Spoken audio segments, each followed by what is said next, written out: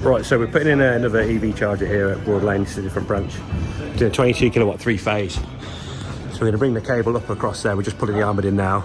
We've got a 5-core 10mm. We've had to go for the bigger size because it's about 70 metres. And that's going up. If we're going to sit on that purlin up there, go to clip it along, and we've got to get a Cat 5 in as well. Cam Richer just over there at the minute. It's dripping in here today. It's all frozen up outside, so it's pretty chilly.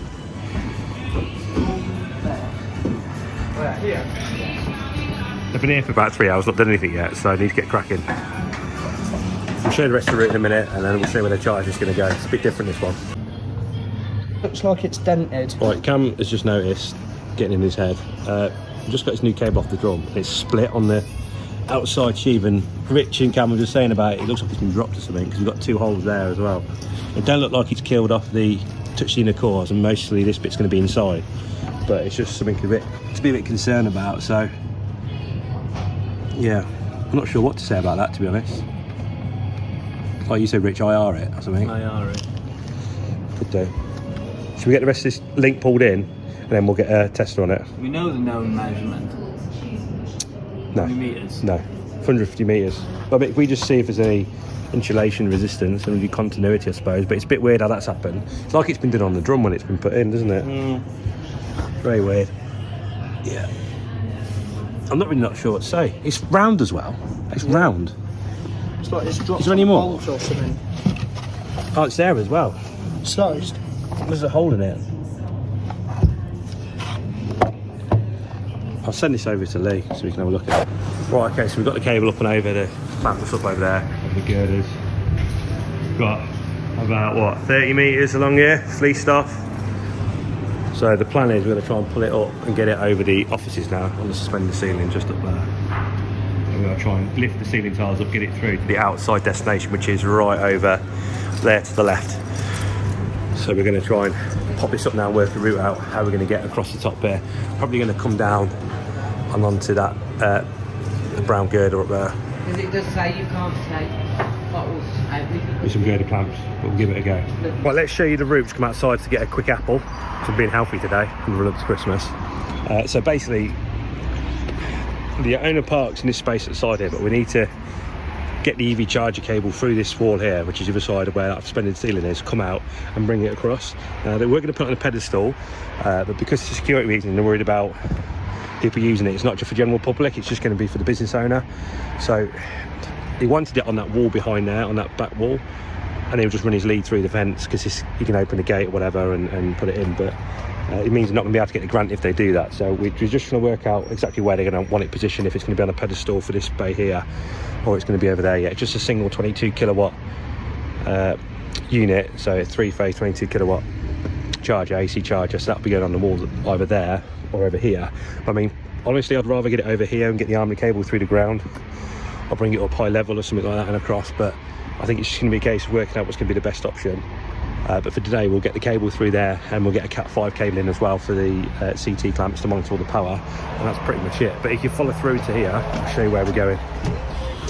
Everybody, we wish you a Merry Christmas, we wish you a Merry Christmas, we wish you a Merry Christmas, and a Happy New Year, we wish. But the idea being, obviously, after that finished singing, we're going to bring the cable through this roof void up there. There's a space above there, and we're going to bring it throughout the offices where Cam and Rich are over here.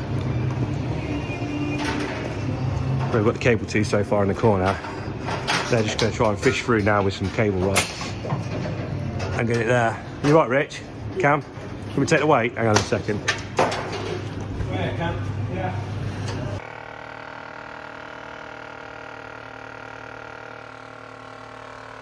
There's some fun up there. You're right up there, Rich.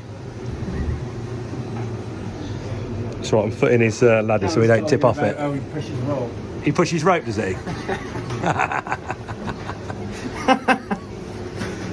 He was filming that then. You can't push rope. You can't push rope, You just no. can't push rope. No. You can pull rope.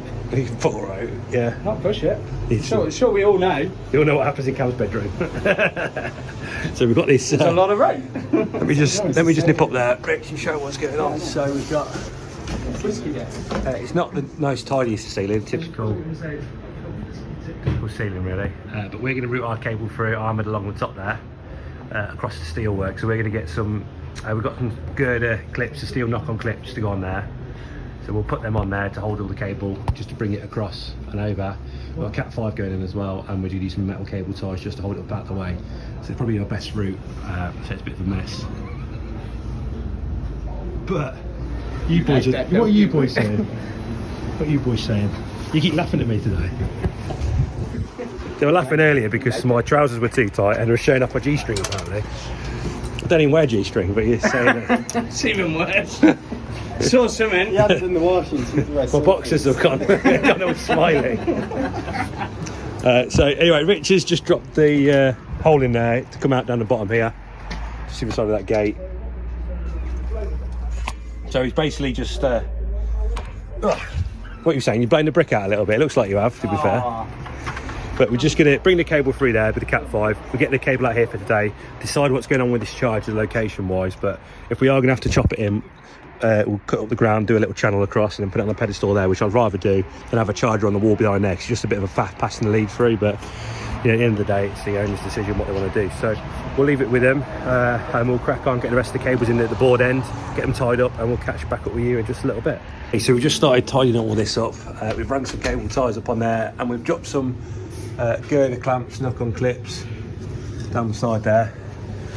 So hopefully the cable's going to come down here, down, sweep in. We drilled it at an angle down there, so it'll be cleated down through that wall, then straight on the other side where the potentially the charger could go, just down there. So nice and straightforward. We're just going to work our way back now, cable tying every cut through the false ceiling. It's a bit of a pain, so Cam's just working on that. Rich is doing whatever he does. Okay, so we're back at the top. We've got pretty much the cables in there. It's really tight down there, and if you can see, Cam's just cable tying them up now and getting some clips on the cable, trying to support it a bit. He's down there. You can't get into the actual top of the ceiling there because it's boarded over. So we've only got access right over that side, so we're not sure what we're going to do with that cable yet, but we have to pull it tight. I'm going to get some girder clamps on here and bring it across all the way along there. Then it's going to go onto that bottom of that steel there and go up and go and sit on that purlin at the top, so that cable's going to go back over to that far side. So that's going to be the next one, but we're just working our way back from now, tying everything up, and then hopefully we should have pulled all the slack back this way and then be able to get it up on that clamp behind us. So yeah, we'll crack on and we'll catch you in a bit. Girder clips on. I've actually just done that. I'll come down for a minute. Cam looks like he's doing the work, but it's actually been me. So they've just been clipped on along there up there, and then we're going to get it hooked up over onto that purlin, and it's going to go all the way down there. So still got a bit to do. Got to get up on top of the roof of this van. We've got a mat up there so we can stand on this roof. Then we're just going to get the cable across all the way back to the incomer, and then we can put the boarding down there. So yeah, a bit of cable time to go, and we should be there in about an hour, I reckon. Hi guys, we're back at Multico. They thought I'm taking the piss when I said we cut this 5-4 10mm with a little hacksaw, so we'll see how long it takes. We don't want to go to the van, do we, and get an angle grinder. Anything but to go to the van. I think we should time you doing Go on that, then, and then time me going to the van to get an angle grinder and cutting a chunk off. Okay, so get your phone out, time it, and see how long it's going to take me. Sure, I've got the time on here. No, we need a topper timer. Get the timer going. All right, say go. And then you go to the van, but you can't run, and I'll see who comes back first. Okay. Have some keys. Yeah, exactly. You need to find some keys. We going? Right, ready? Right. Go.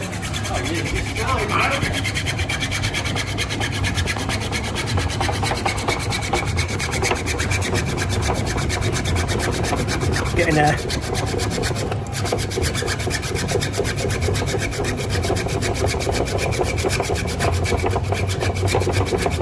Getting tired.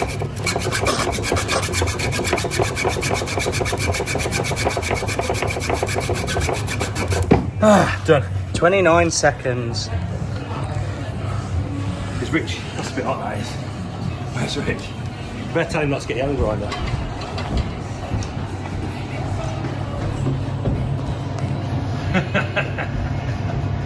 Finish.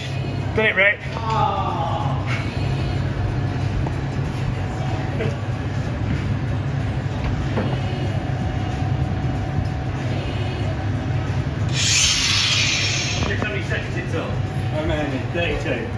Did you use your red cutters? Yeah. Loser. Got one pumped up arm now. I'm not cutting. Come on, Cam. Oh, Do you think?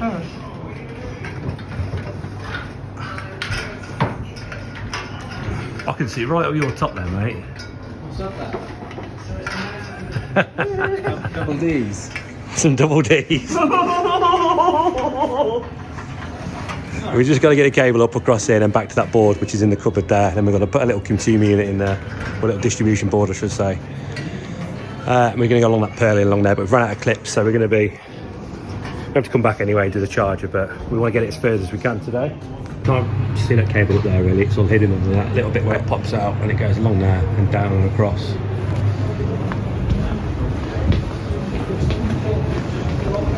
And then we pop back out over here, but I think we're going to get some trunking or something for this because I'm not happy about where it's cleated down, but we've got it in for now. It looks a bit messy, so I think we're going to get some trunking, drop it down inside the trunking. It's just curled up outside for now, just down there for now, so that's all in.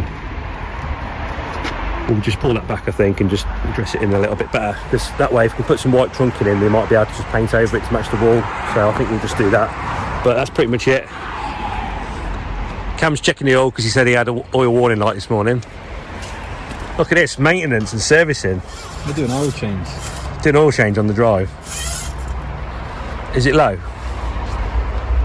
Yeah. No? Yeah, it is. Wipe it off. It's literally on the on the tip of it. You got the oil with you? Yeah. Yeah. That's where you got a low oil pressure. Turns out it's pissing out the bottom. Don't say that, because I've not seen any oil residue anywhere. Like, It's all out the engine, that's why. You've been burning it, you've had blue smoke. I've minied it. Let's have a look, let's have a look. Yeah, it's only just on the tip of that. Just the tip.